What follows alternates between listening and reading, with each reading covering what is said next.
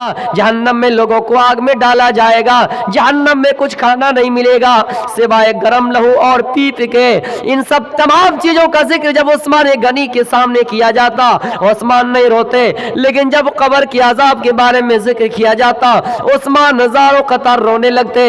सहाबा पूछते हैं उस्मान क्या बात है कि जहन्नम का अजाब इतना खतरनाक है लेकिन आप रोते नहीं है, लेकिन कब्र के अजाब से रोते हैं। हजरत उस्मान का जवाब यही था, लोगों जब दुनिया में इंसान बढ़ते हुए कदम को पहुंचता है, चढ़ते हुए सूरज बनता है, उनकी पहली मंजिल मुश्किल होती है, उसके बाद की मंजिलें आसान हो जाती है। उसी तरह दुनिया व आखिरत की सबसे आखिरत की मंजिलों में से सबसे पहली मंजिल कब्र की मंजिल है। कब्र की मंजिल में कोई इंसान अगर पास हो गया, इस मंजिल को आसानी से अगर कोई तय कर लिया तो आगे की मंजिल उनके लिए आसान हो जाएगी।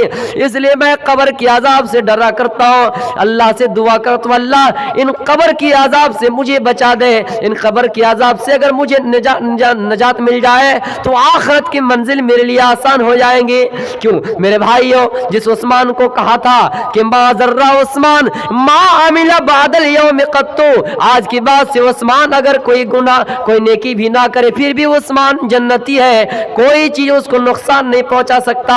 अल्लाह के रसूल ने उस्मान को ये बशारा सुनाए जब गज़वे तबूक के मौके पर कुछ माल की जरूरत पड़ी। अल्लाह के रसूल ने कहा कि कुछ माल चाहिए, उस्मान खड़ा हुआ और कहने लगा अल्लाह के रसूल मैं देने के लिए तैयार हूं। आपने कहा उस्मान बैठ जाओ, दूसरा कोई खड़ा हो जाओ, उस्मान फिर खड़े हुए। इसी तरह करते करते उस्मान गनी रजी अल्लाह ताला अन्हु बहुत सारा ऊंट अल्लाह के रास्ते में दिया। जिहाद के मैदान में जाने से पहले जिहाद की तैयारी करने के लिए इतना सामान दिया। उस वक्त अल्लाह के रसूल ने खुशखबरी सुनाई कि उस्मान आज के बाद से कोई नेकी ना करो, एक भी नेकी का काम ना करो, फिर भी उस्मान को कोई चीज नुकसान नहीं पहुंचा सकता है। तो ये आखिरत की तैयारी थी या नहीं? हजरत उमर फारूक रज़ी अल्लाह ताला अन्हु खलीफा सानी है, लेकिन जहन्नम से कितना डरा करते थे और आखिरत की तैयारी कितना करते थे। दुनिया में कोई एमएलए बन जाए, कोई एमपी बन जाए, समिति बन जाए, मेरे प्यारे साथियों, वह इंसान जाहिर सी बात है फख्र करने लगता है, उनके अंदर तकब्बुर पैदा हो जाता है, गुरूर पैदा हो जाता है। लेकिन उमर एक सहाबी है, खलीफा है, जब उनको अमीर बनाया गया, जब उनको गवर्नर बनाया गया, रात की तारीकी में उठता था और गश्त कर रहे थे कि रास्ते में कोई भूखा तो नहीं है, बस्ती में कोई भूखा तो नहीं है। एक मर्तबा एक काफिला की हिफाजत कर रहे थे, वहां एक औरत एक बच्चे के साथ बैठी हुई थी। उनका बच्चा दूध चिल्ला रहा था या खाने के लिए चिल्ला रहा था। हजरत उमर ने कहा औरत तुम अपने बच्चे को दूध क्यों नहीं पिला देती हो? का कौन हो? मुझसे तुमसे क्या मतलब, यहाँ से जाओ, मैं बाद में दूध पिला दूंगी। हजरत उमर वहां से थोड़ी देर के लिए नजरअंदाज ओझल हो गए और चले गए। फिर थोड़ी देर के बाद आता है, फिर वो बच्चा रोता है। आपने फरमाया आए औरत तू कितना बड़ा जालिम है कि अपने बच्चे को रुलाती है, तुम्हारा बच्चा रोता है और तुम्हें दया नहीं आता है। उसके बाद उसने कहा अरे फला साहब मैं इसलिए अपने बच्चे को रुलाती हूँ, मेरा बच्चा इसलिए रोता है, दूध पीने के लिए रोता है और मैं इसको दूध पिलाना नहीं चाहती हूँ, दूध छुड़ा रहा हूँ।